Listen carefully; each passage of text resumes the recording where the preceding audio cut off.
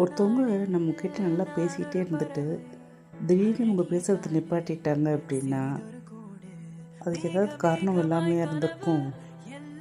ஏதாவது காரணம் இல்லாமையாக இருந்திருக்குன்றதை விட மிக முக்கியமான காரணம் அவங்க பேசாமல் இருக்கிறது நம்மளை ஹர்ட் பண்ணணும் அப்படின்றதுக்காகத்தான் இருக்கும். அவங்க பேசாமல் இருந்தால் நம்ம ஹர்ட் ஆயிடுவோம்.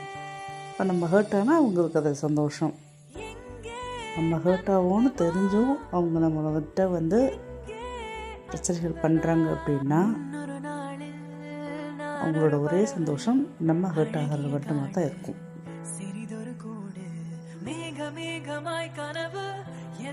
அதுக்காக நம்ம ஹர்ட் ஆகி அவங்கள சந்தோஷப்படுத்தணுமா?